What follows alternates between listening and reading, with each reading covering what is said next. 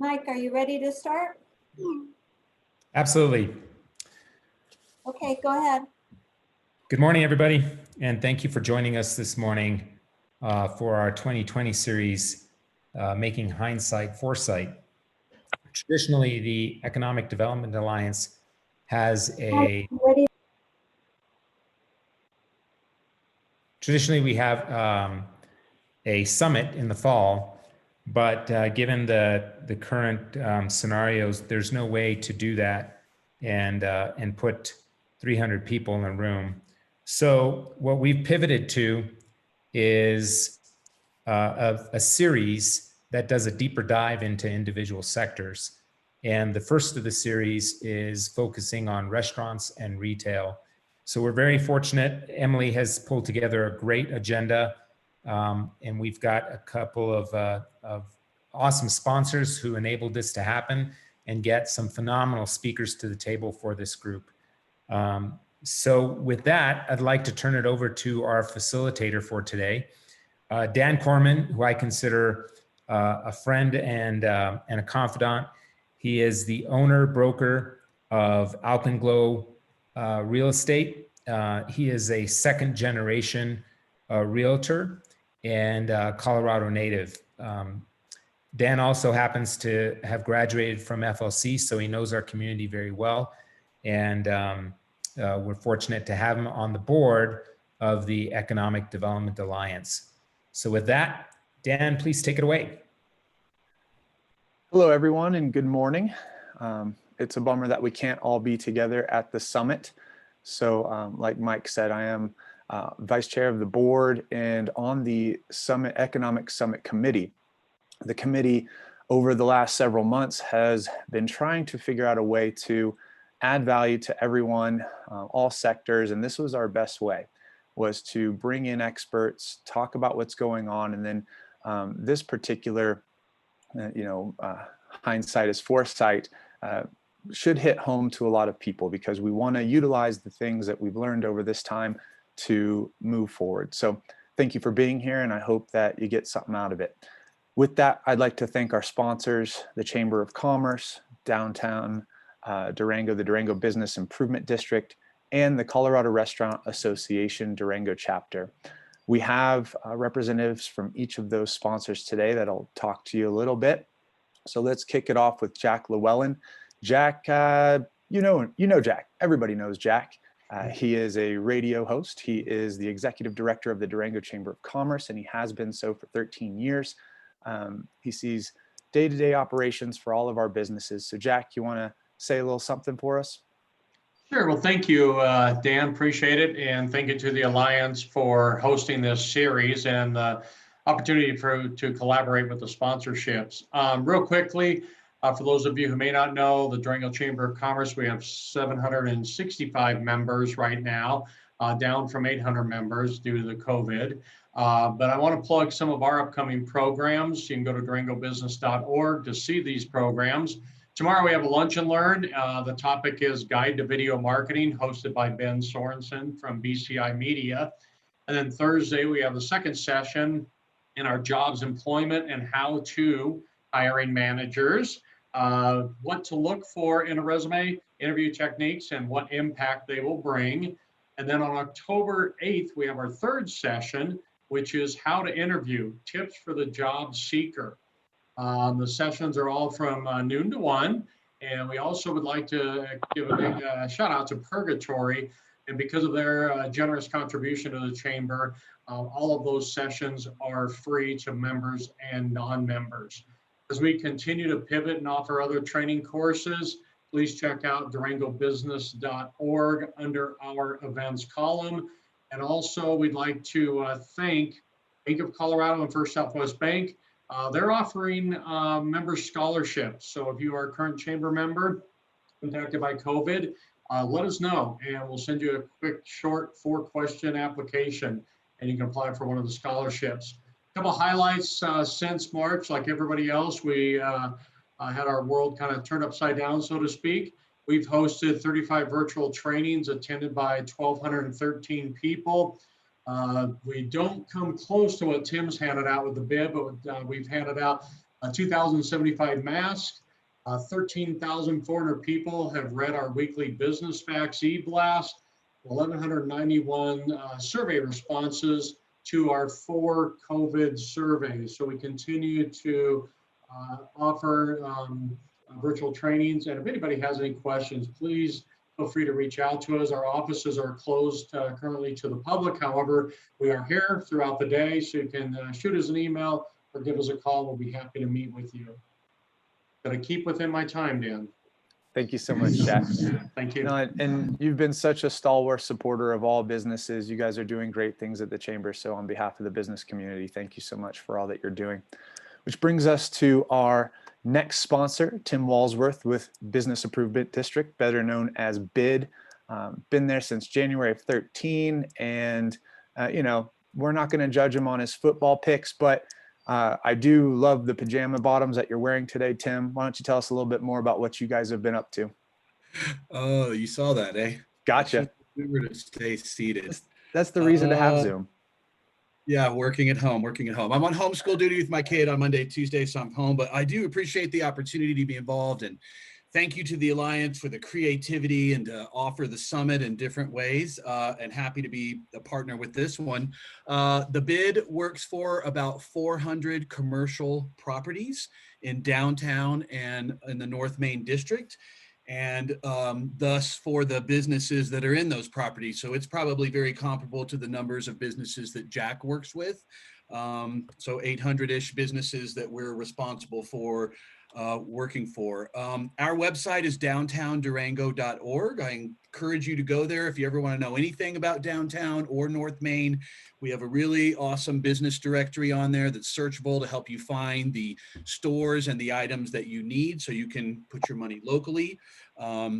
We've got info on events. Events are coming back. We're actually having a few, and BID is close to announcing a few events that we're going to do towards the end of the year, and all kinds of other information to help make your experience downtown or North Main good. We've certainly done our own pivoting like everyone has. Proud of our efforts over the past 6 months.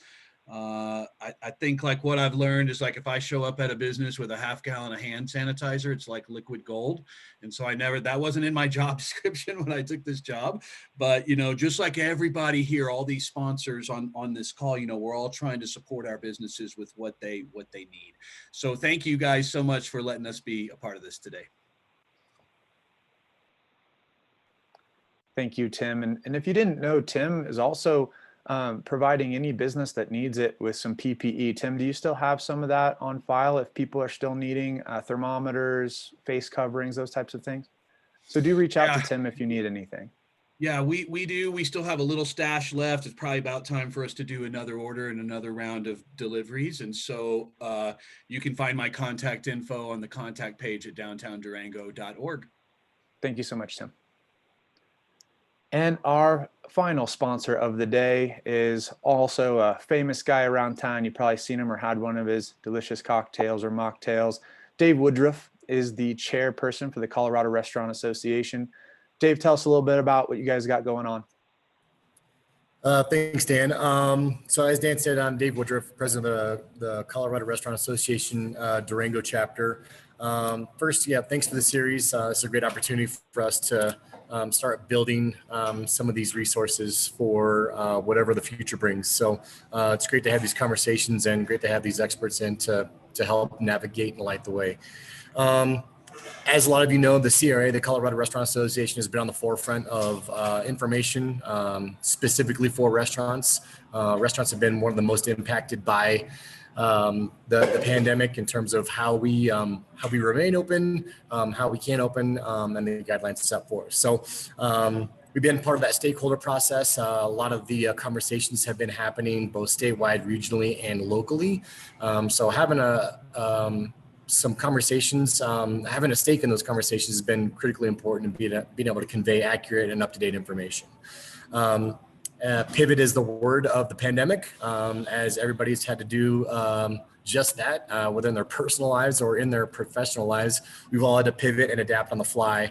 But for restaurants, this is just building and testing our resiliency. This is just giving us another feather in the cap, another arrow in the quiver, if you will, about how we are going to move forward and move forward collectively. So hopefully this series and these experts will give us some foresight into the future and how we can pivot and remain resilient as we move forward. You can always find out more about the Colorado Restaurant Association at corestaurant.org. Thanks so much again, guys. Really appreciate the opportunity. Thank you, Dave. So glad to have you here, and thank you so much for the support. I would be remiss if I didn't give a shout out to our committee that helped put all this together. Obviously, Emily Meisner at the helm. Thank you so much for all your work, Emily. And then we had Joy Martin, Mark Husler, and Sharon Craig also as part of this committee to help put it together. So that leads us into our first speaker of the day. He has 30 years of nonprofit management experience, teaching experience, and he's been focused on downtown revitalization, entrepreneurship, and economic development. So we're in for a ride. I hope Matt brings some value to your day and to the rest of your year. Matt, why don't you take it away? Thank you so much. All right. Thanks, Dan. I really appreciate it. And I want to thank the Alliance and all the sponsors today for having me on. It's an important time for small businesses out there. And I hope if in our time this morning, I certainly want to talk about some trends, but if you're looking for some different kinds of examples, other kinds of research that's been taking place during COVID-19 pandemic, I would urge you to visit our website, which is mainstreet.org. You'll see what's called Main Street Forward. So there are other resources there beyond what I'll be talking about today. Visit and be able to download some free resources there as well. So we're going to talk a little bit about trends and things that we've been following across the country.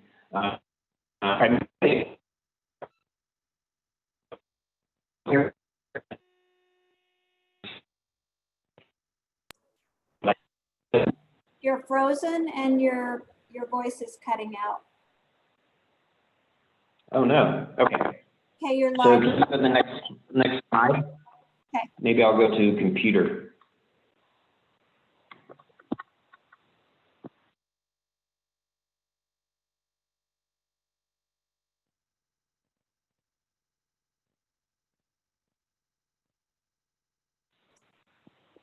Can you hear now, Emily? Yes, Okay. Sorry about that. no problem. All right. Okay.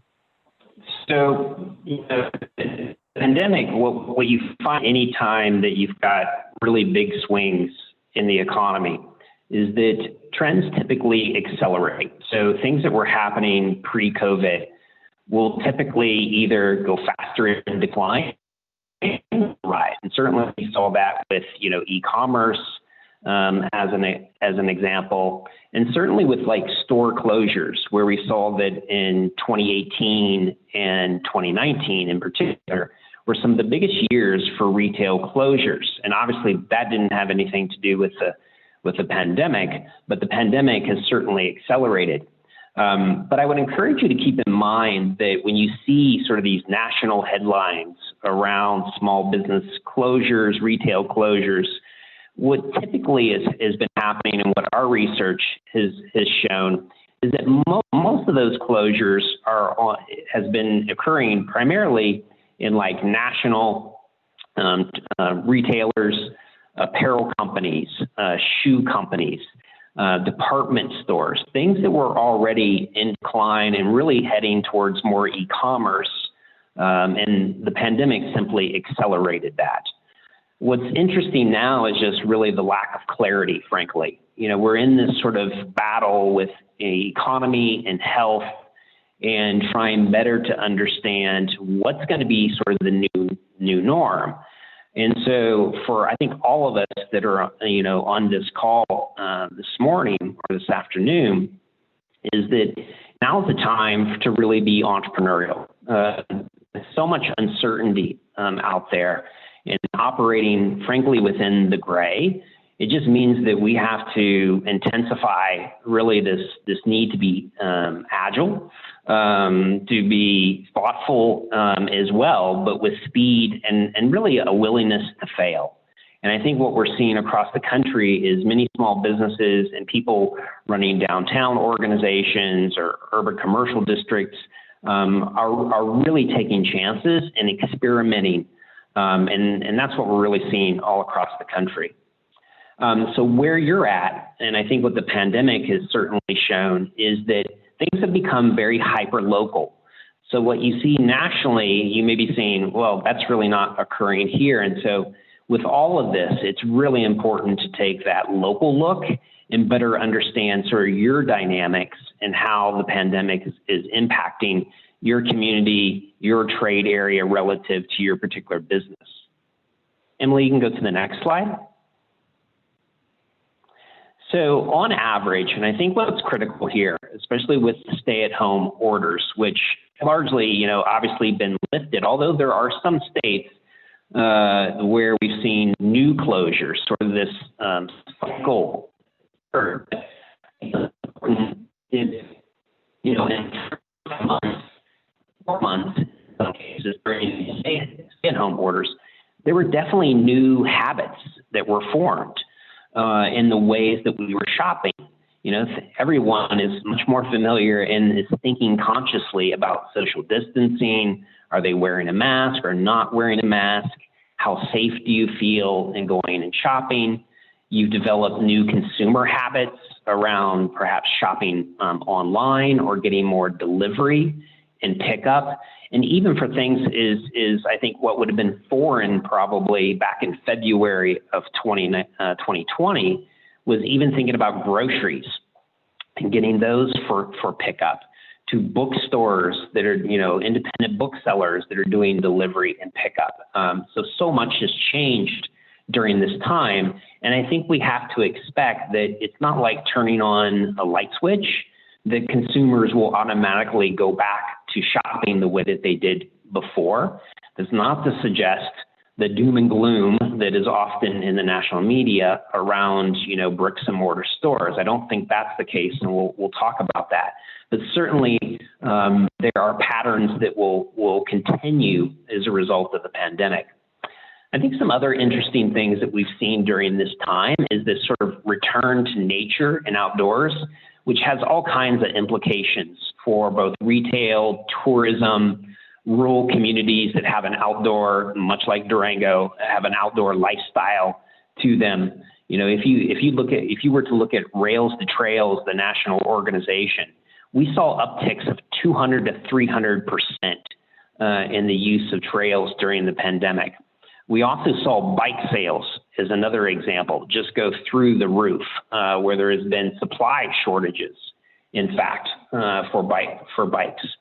We've also learned to cook a lot more, and that's been the unfortunate thing, as was mentioned earlier, around restaurants, having to forego perhaps indoor seating and go strictly to delivery and pickup, or to more outdoor dining, or have occupancy limitations, and thus, food away from home, which in 2019 had achieved its biggest sales of all time, and in fact surpassed grocery store sales, won't be like that in 2020.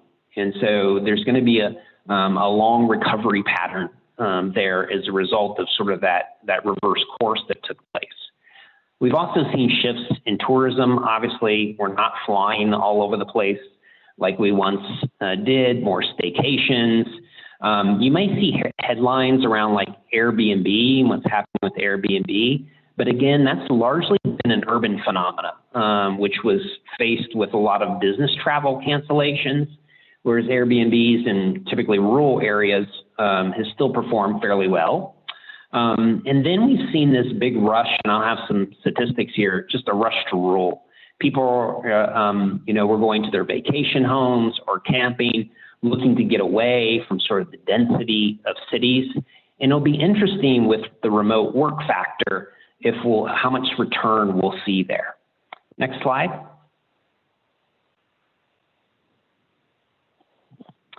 So I think just as a suggestion, again, what I'm talking about is largely generalizing national trends.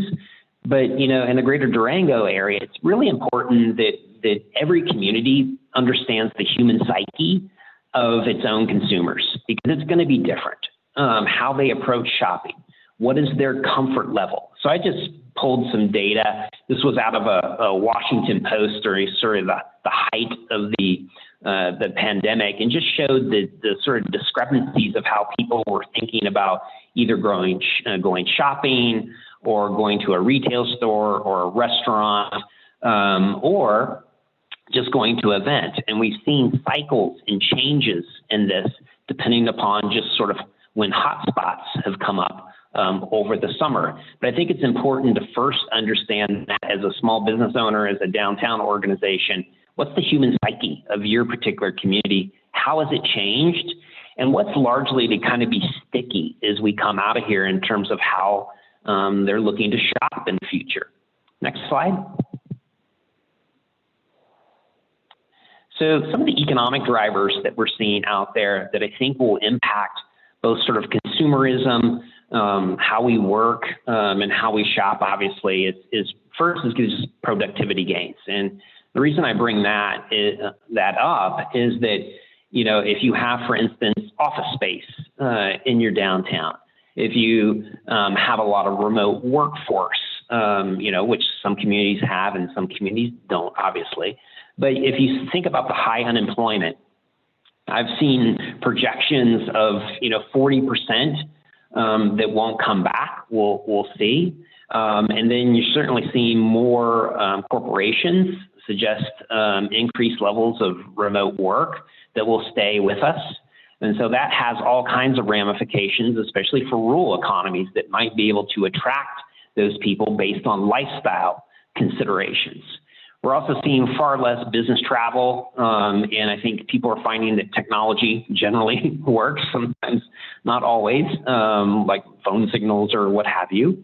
Rural and small town house searches has gone up dramatically, and it'll be interesting to see, again, sort of how sticky that has, although if you looked at the vacancy rates of condos and apartments, for example, it's in an all-time high, and rental rates are beginning to drop as a result. I've been doing some work in Maine, for instance, and they're seeing an outgrowth from Boston and New York of people coming up to Maine and looking to invest. So it'll be interesting to see how things happen along those lines. Consumerism, even with the return, there is some hit that's taking place. So it's not all, it's a result of COVID, but it's not necessarily a result of purely being perhaps nervous about going into a store. You know, anytime you have times of high unemployment, you just don't have the spending. And spending, as you can see here, has really fallen off in terms of retail sales. You know, it rose. We had this uptick coming out of sort of the big blast of COVID, and we rose in June 8.4%. But you see that it's been very, very small rises since that time, 0.9% in July and 0.6%. And so, you know, that leveling off to really anemic growth in retail is just suggesting that people are still a little bit nervous about the economy. And you see that with household savings rates. You know, debt loads are trying to come down, and people are just hoarding cash right now because of nervousness around the economy and their general job market. And again, I'm generalizing across the country. I think what's interesting for towns like Durango and towns that we work with within Main Street is, you know, for the last really 5 to 7 years, we've seen this shift in consumerism to be more about, in a bricks and mortar location, it's been more about experience.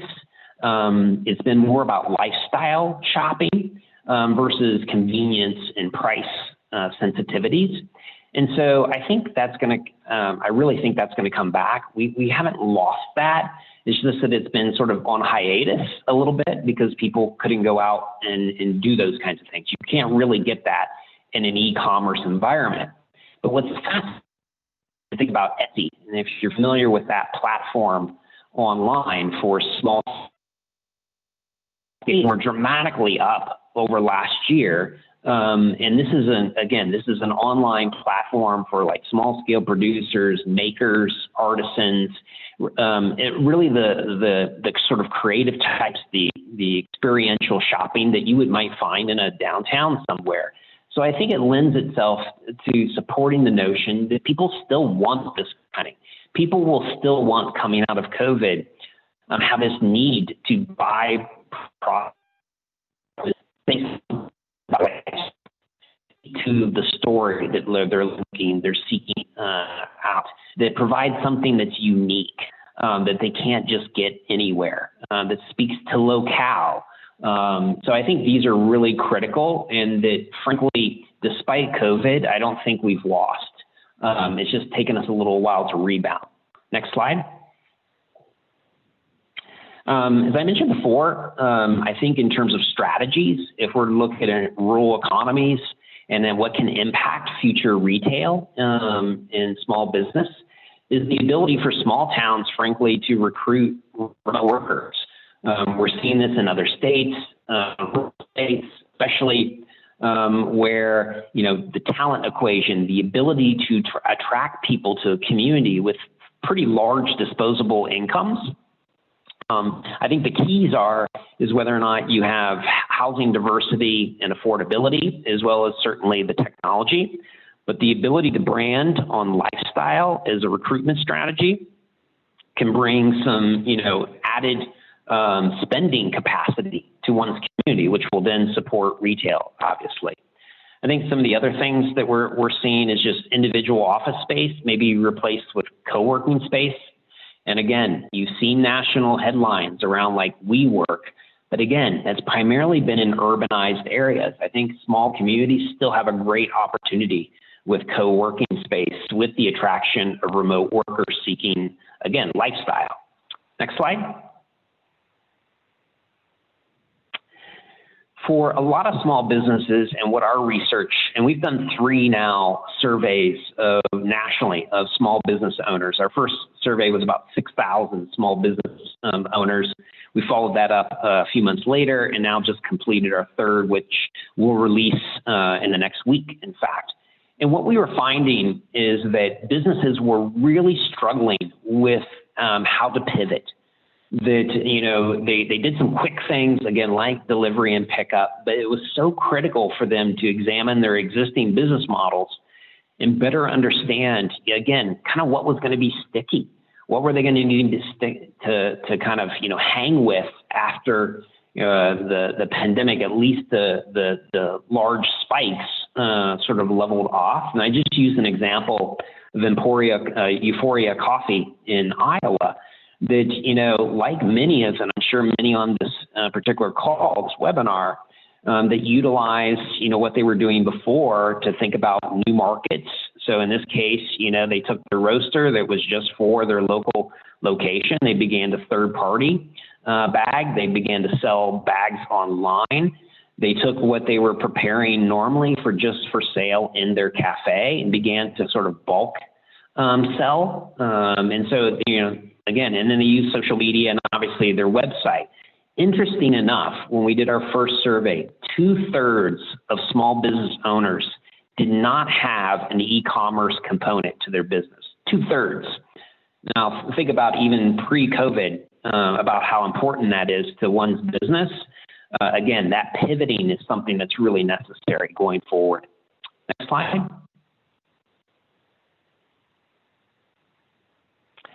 So this is a little bit more just in terms of surveying. So I know a lot of communities were developing, you know, their certain grant programs. And I think what we found was that over time, we saw changes in what small businesses were looking for.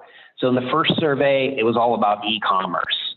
And then in the second survey, it was more about safety guidelines because of so much confusion. And then in the third survey, which I've seen the data, but we haven't released it. What we're seeing now is a little bit more on sort of inventory management, how to sort of take their e-commerce and really sort of blow it up a little bit more. And so again, I think what's key here is that if you're going to do any kind of training or provide grants locally, keep them flexible. Things are so dynamic right now that if you just hone in on one thing, many businesses that have needs may not be able to get the need that they're looking for. And what I'll also share is that they are becoming much more debt sensitive.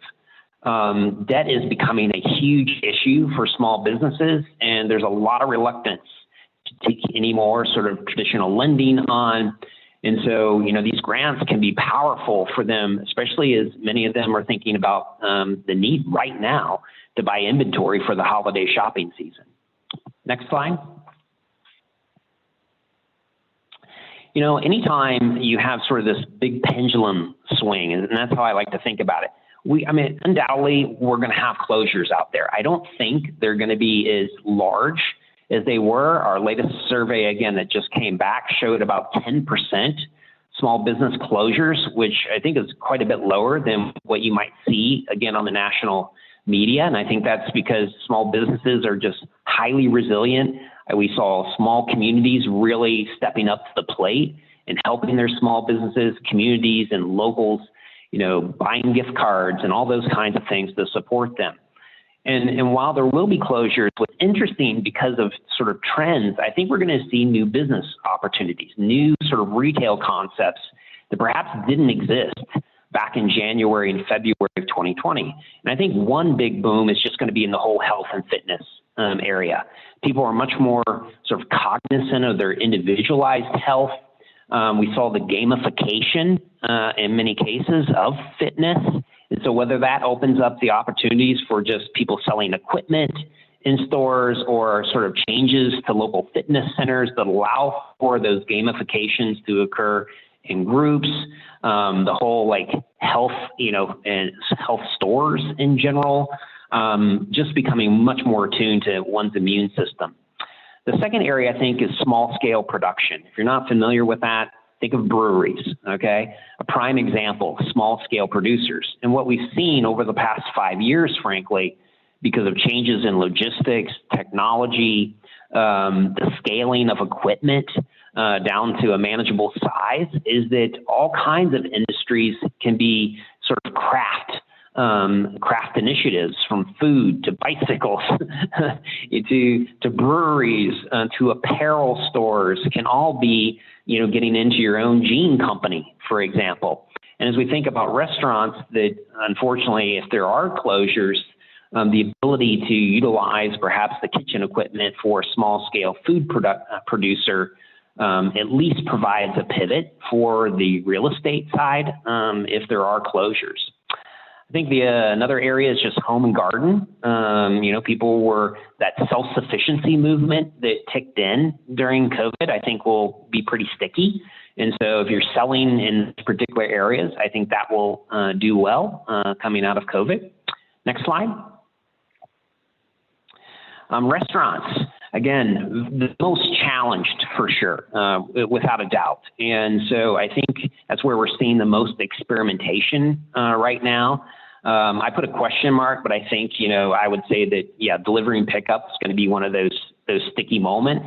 So from a design perspective in our communities, how we think about allowing for that to happen in a manageable situation with parking, to, continue to expand out dining opportunities, and even in winter, go Euro. If you've been to Europe, you see the gas lamps out on the cafes, and anything that we can do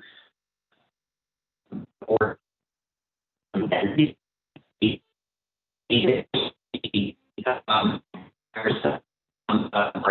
amongst stores to allow for dining, almost like a shared food court kind of thing, in a virtual sense. So that's pretty interesting to see what's happening there. And again, I think just people are experimenting to see what works. And I think that's the name of the game going forward.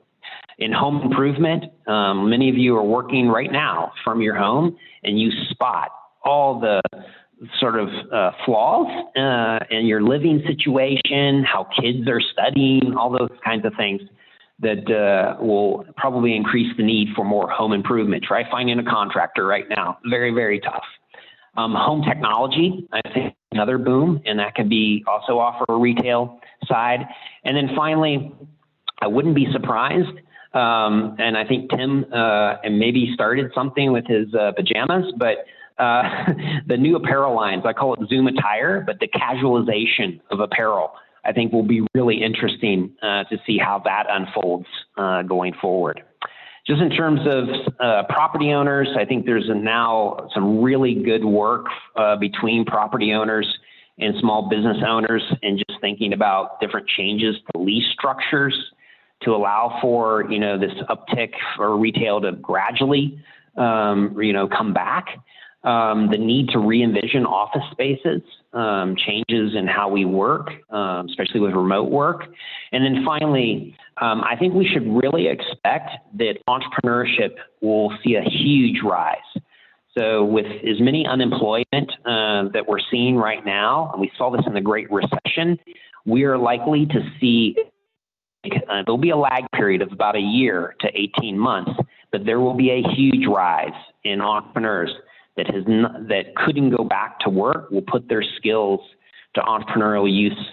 So even though there may be some vacancies coming to certain towns and properties, I think those will be quickly filled with new entrepreneurs that we'll see on the rise. Next.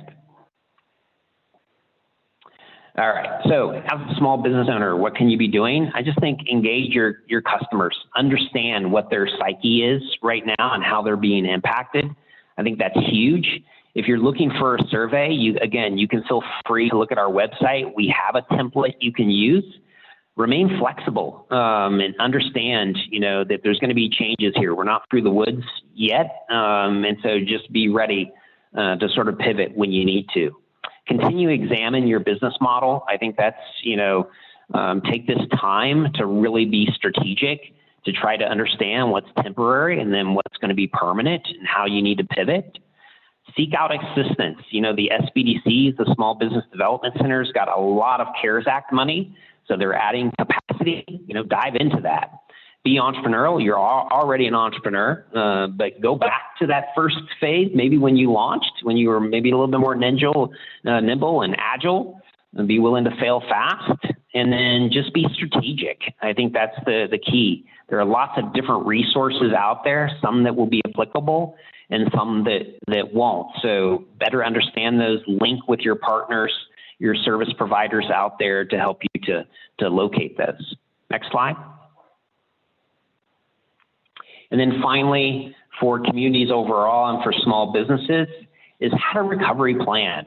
This is a document that and again, you're welcome to take a look at this. But it's important to recognize that you can't just go back doing the same things that you were doing before. Things have undoubtedly changed. Recognize what those changes are, and then your activities, work,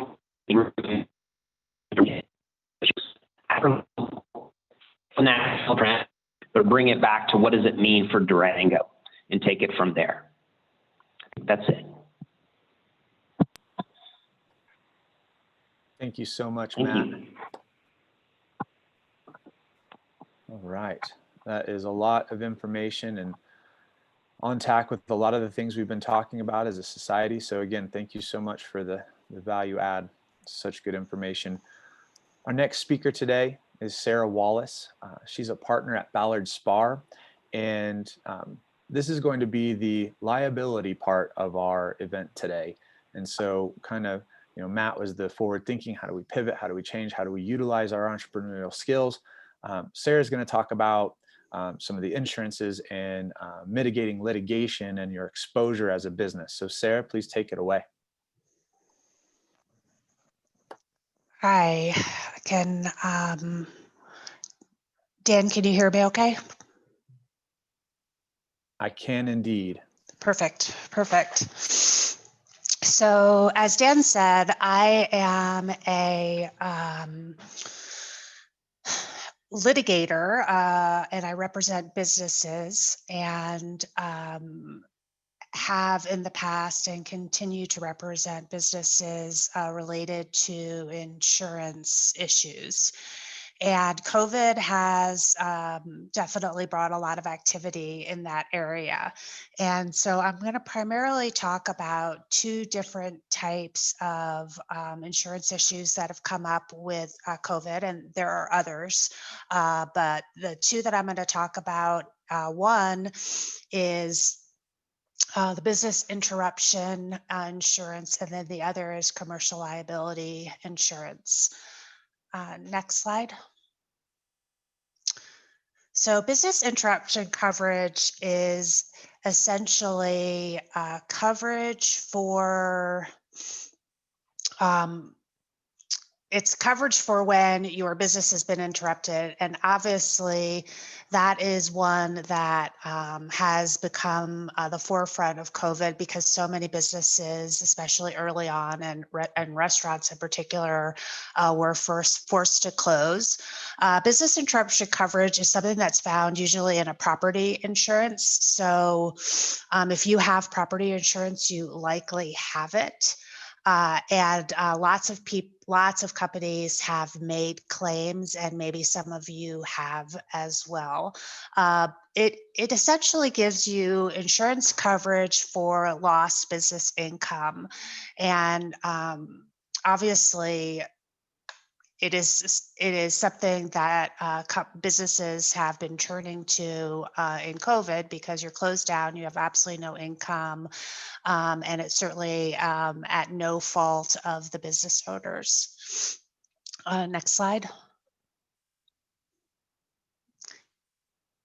Typically, business interruption coverage is used when there is a flood or a fire or some sort of natural disaster. That's really what the insurers will certainly say was the purpose of it. And you know, a water main breaks, your restaurant's flooded, you have to close down for 2 months, and you have a loss of income. Next slide. It's less commonly used, but is also often covered when your facility has been closed by some sort of authority, like a government shutdown. That obviously has some implication for COVID, because many of the restaurants were shut down by government orders. So next slide. So then the question is, well, what do you get? It's business interruption coverage can be very, very broad, in the sense that it's meant to cover your lost income, either net profits or net income or lost profits, and it's usually during the time of restoration. And so that goes back to the idea of a flood.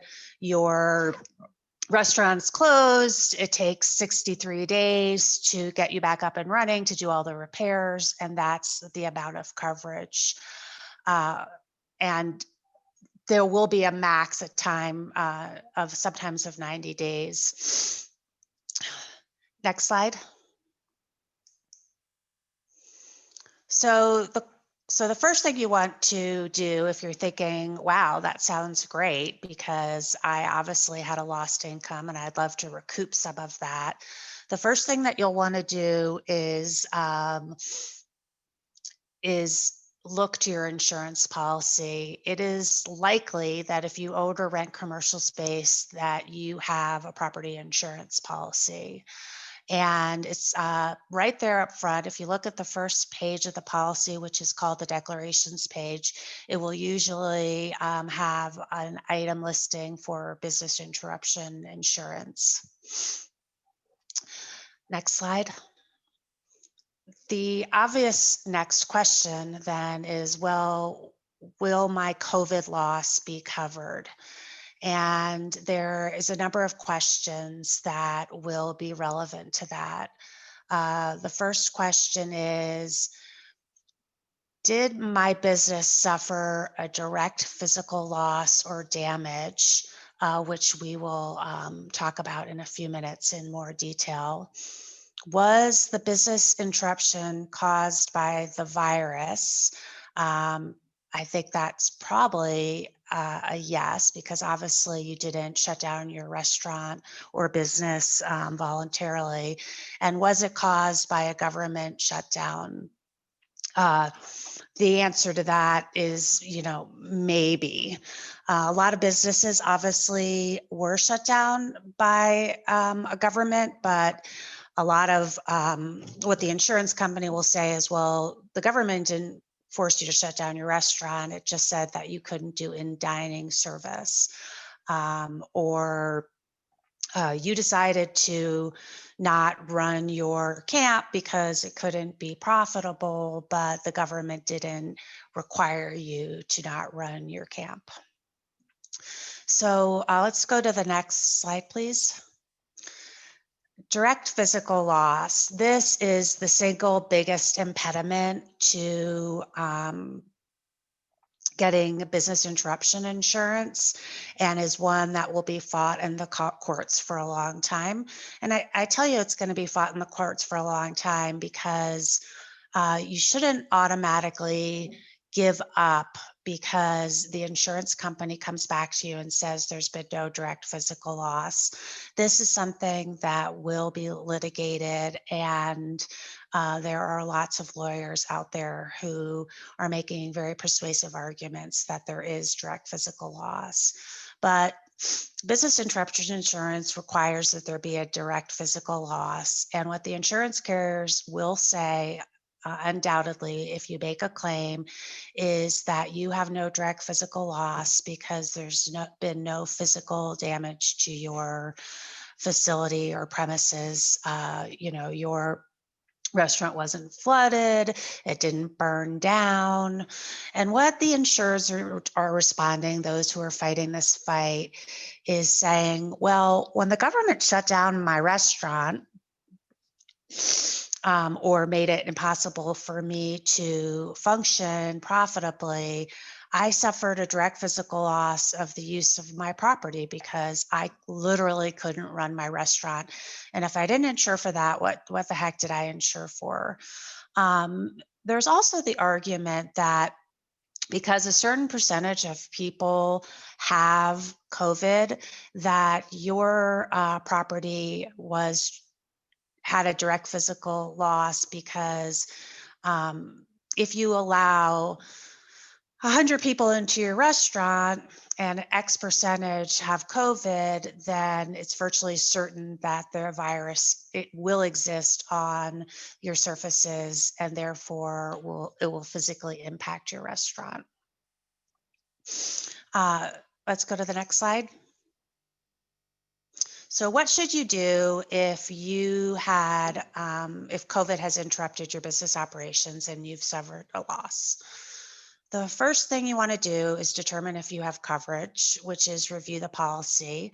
I know that policies look really intimidating. They're usually 50 to 100 pages long, but you can at least initially determine whether you have this kind of insurance coverage just by looking at that first page. Then you want to figure out if you have a virus exclusion. After SARS, many carriers started adding an exclusion for viruses, and it essentially says that there's no coverage for damage caused by a virus. If you have that exclusion, it definitely makes your fight harder, but it's not necessarily a total loss proposition. But you want to look for a virus exclusion, and there will literally be a page in the policy that's entitled something to the extent of virus exclusion. So you want to look for that.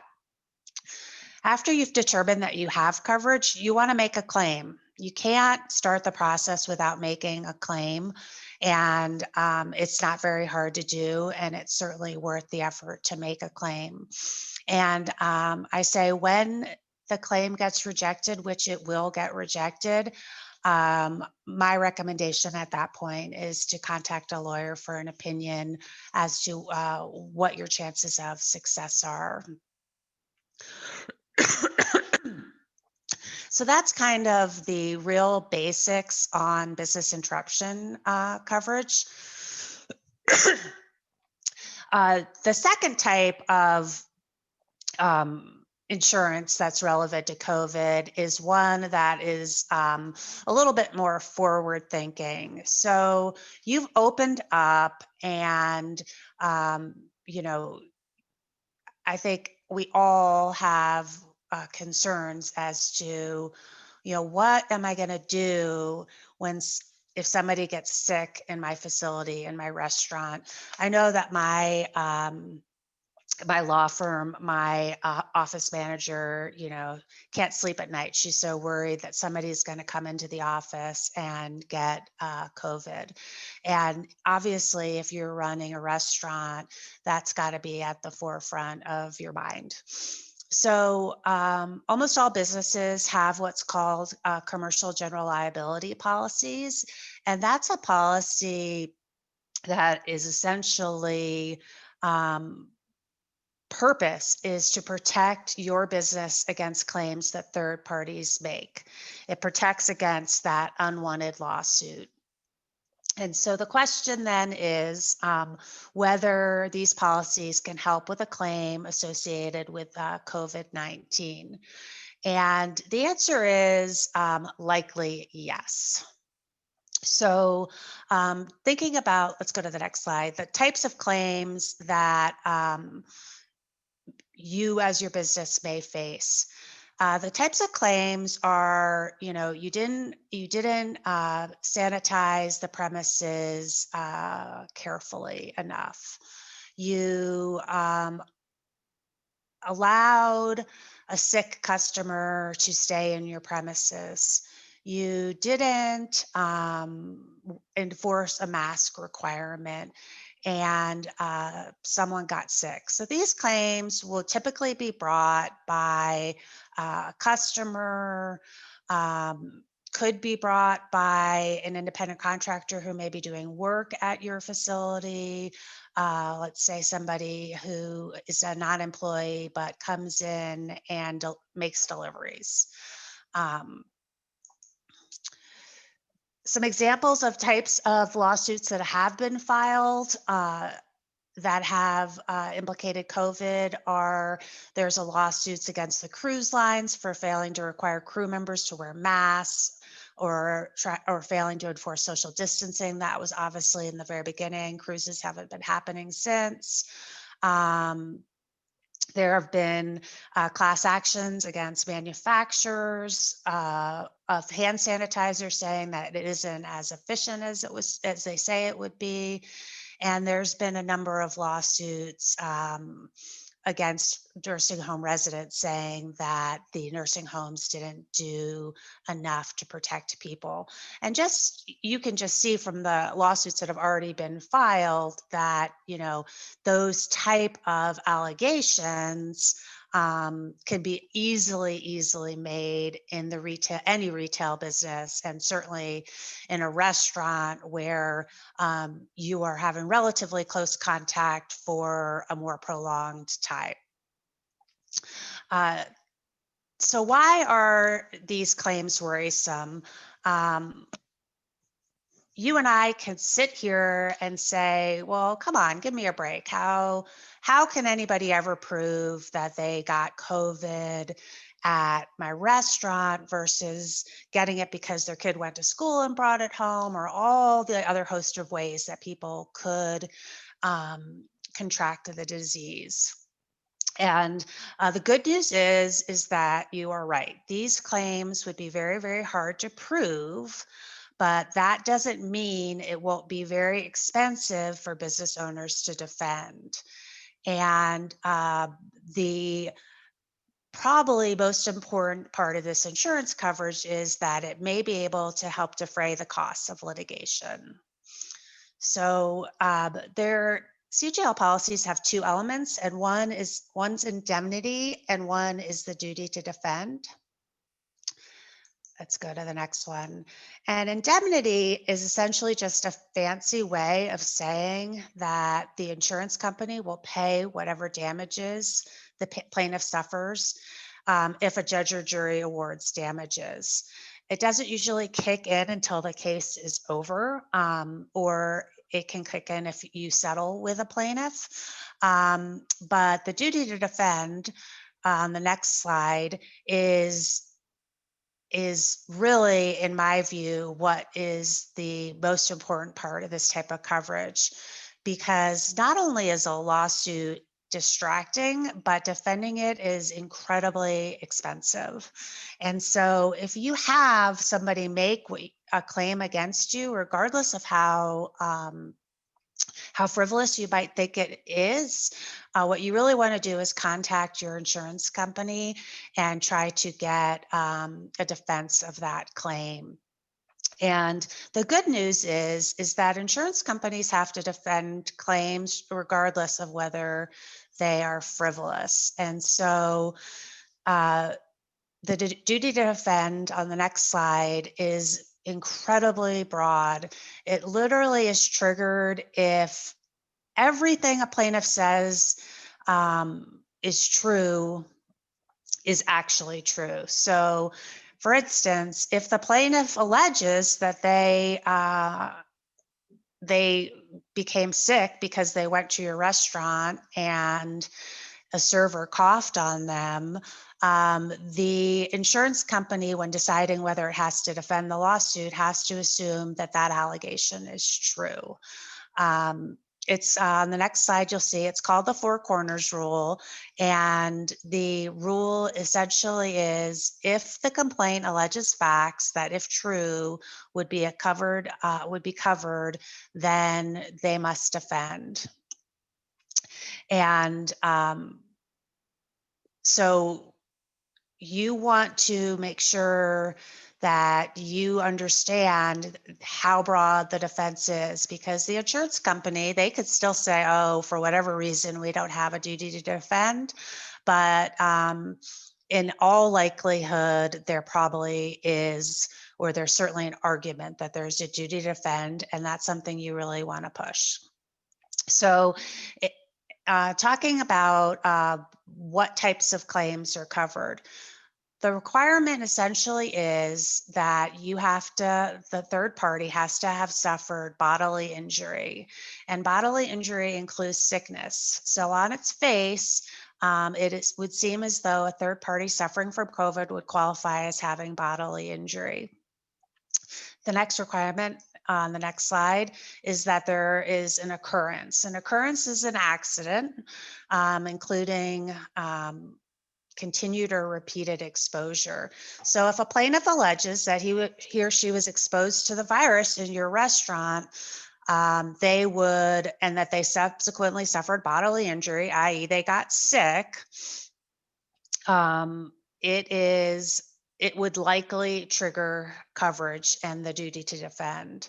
The carrier may argue that it wasn't an accident because it's been so widespread and known that it's easy to contract it, that it would be foreseeable that the plaintiff would get injured at your restaurant. But at the end of the day, I don't think that is a very persuasive argument.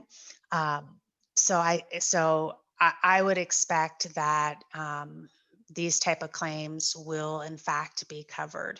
So there are a number of exclusions, things that aren't covered by a commercial general liability policy. There is an exclusion for communicable diseases. It is one that exists in the marketplace. It is not one that's necessarily in all policies. So you'd want to look for that. Depending on the wording, that is an exclusion that could bar coverage. There's one that carriers are arguing, that's for organic pathogens, fungi, mold, mildew, yeast, microbe. mold exclusions could sometimes include bacteria, but in all honesty, I think that's probably a stretch for the insurance company to succeed on that type of an exclusion. Going to the next slide, there's also an exclusion for pollution. Insurers could take the position or have taken the position that COVID-19 is a form of a pollutant. Unlikely to be a successful argument. And then there's an exclusion for something that's expected or intended and unlikely to succeed as well, but one that the insurance company could argue. So at the end of the day, what we know about insurance carriers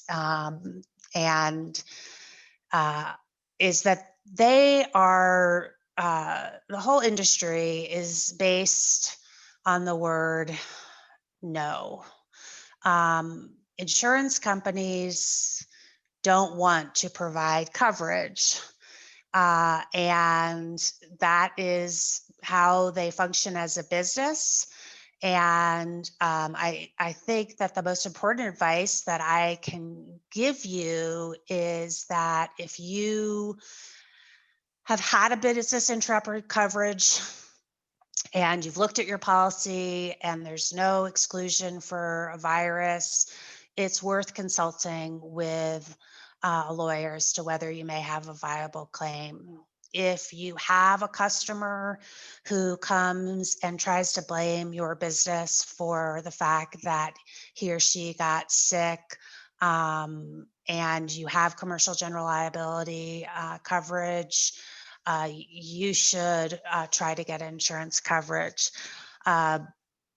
And you shouldn't be dissuaded because when you make a claim, it gets shut down. I know it feels like you're fighting David and Goliath when you have to go up against an insurance company, but in my experience, you don't get insurance if you don't make a claim, and you don't get insurance if you aren't willing to tussle a little bit with the insurance company to try to get that for which you paid. Thank you so much for letting me speak to you. And I know nobody wants to think about insurance coverage because that means that something has gone wrong. But I think we could all attest we've had to think about all sorts of things that we didn't want to think about in COVID. And I just strongly encourage you to try to think creatively and outside the box and not give up to the extent that you think that you paid for insurance coverage and you are not getting what you paid for. Thank you, Sarah. Thank you so much, Sarah. And a huge thank you to you and Matt for coming in today. The sponsors today, again, were the Chamber of Commerce of Durango, Durango Business Improvement District, and the Colorado Restaurant Association Durango chapter. This has been informative, and that was quite scary. I'm gonna be honest. That was, didn't know you could define it in so many ways that could negatively impact you. So it's important that we take care of each other out there. And that was just a wealth of information. So thank you again. Dan, can I ask Sarah a question real quick? I think we could allow you one question. Yes, Emily. Oh, good. Thank you. Sarah, it's all you. Sarah, could you inform businesses, restaurant and retail, if your employee is to come in and claim that they were in an unsafe environment, what their first course of action should be? Well, if your employee gets sick, I think that the first course of action that it would not be covered by commercial general liability insurance because it's not really a third party claim. And so the likely recourse for the employee would be workman's comp. So I would report it to your workman's compensation carrier. You know, there's got to, there could be still the fight of, where did they actually get the virus? Because, did they get it on the way to work? Did they get it at home, et cetera? But that is not a claim that would be likely covered by commercial general liability. It would be more likely a workman's comp issue. Thank you for that question, Emily. And let's open that up to our attendees. Does anybody out there have questions for either Sarah or Matt? Feel free to post it in the chat too if you don't feel like getting on the horn.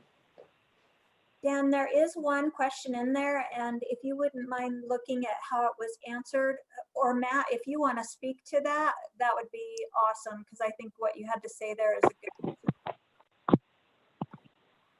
Yeah, sure, Emily. So the question was around pedestrian malls that have been around since really the 1970s and into the 1980s, sort of trying to replicate that mall feel, but outdoors.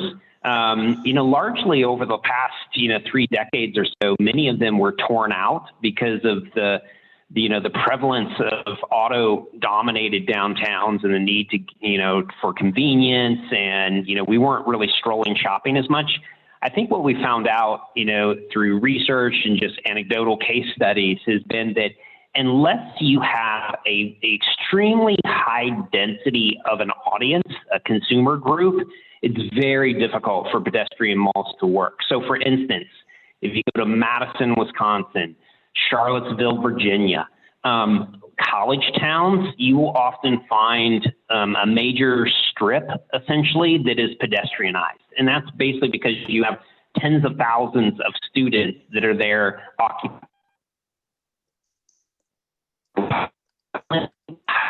tourism locations, like a Burlington, Vermont, for instance. There's a street there.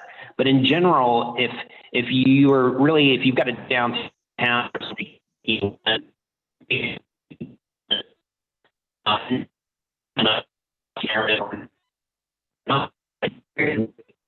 so what we're tending to see is that maybe you close down a side street, or you develop an alleyway, or something along those lines that kind of gives a more sort of pedestrian feel to it, or developing parklets, for example, provides a similar kind of dynamic by taking a few parking spaces. So there are ways to kind of replicate and create a more environment.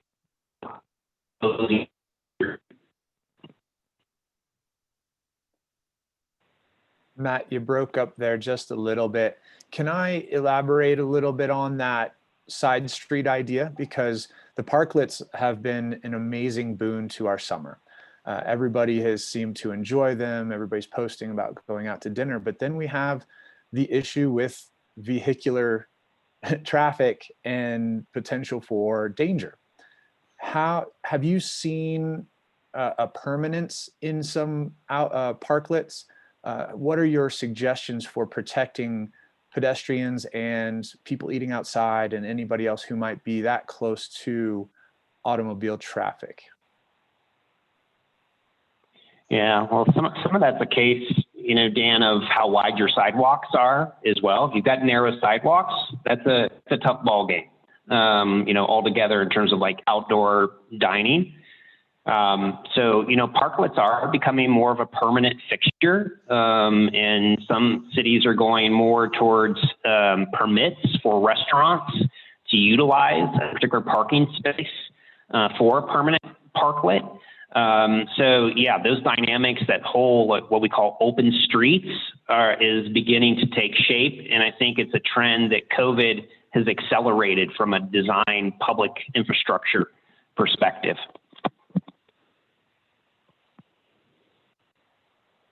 Dan, I have a question in the chat. Is there any possibility of building community-wide effort or lobby to fight for loss of income coverage? Hard to push for one individual.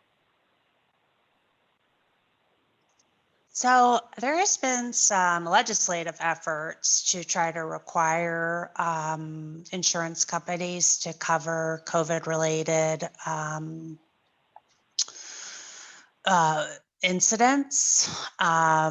I have not, I'm not sure what the status of that is, either on the federal level or in Colorado. There's also been,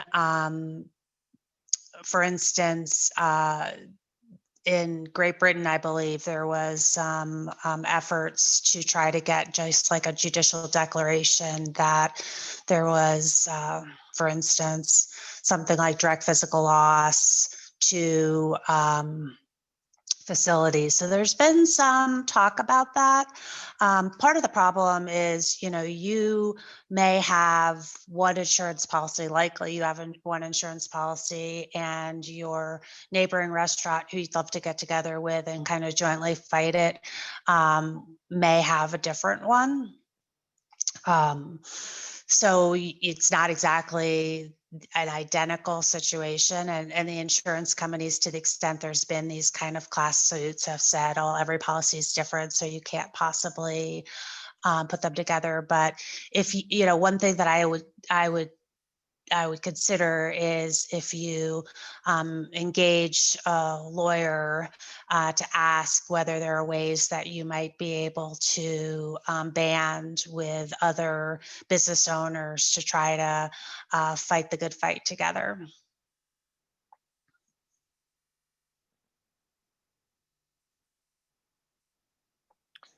Any other questions out there while we have our panelists? Anything and everything. This is your chance. Free legal advice. No, Sarah? Not legal advice. Oh, right. Information, legal information. All right. Well, I think that wraps it up. Again, thank you so much to. Hold on, we have somebody wanting to talk. Oh, I don't see that Okay, kind of stuff. go ahead. Unmute yourself. I got it.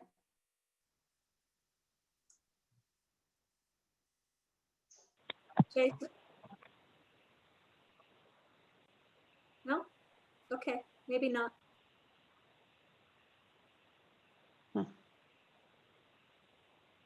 Chase, you can put it in the chat Q&A or feel free to speak and by unmuting yourself. I think we're good, Dan. Well, again, thank you so much to Jack Llewellyn, Tim with BID, and to Dave Woodruff with the Colorado Restaurant Association, but also all of the wonderful restaurants here in town. You guys are stand up for Durango, and we appreciate everybody being here to try to educate ourselves a little bit in how we're going to move forward and utilizing the last few months as fuel for our fire to push through this year to get it behind us. So again, thank you so much for all being here, and we look forward to seeing you in the field. Thank you, Dan. Good job. Thank you, Sarah. Thank you, Matt. Thanks, everyone.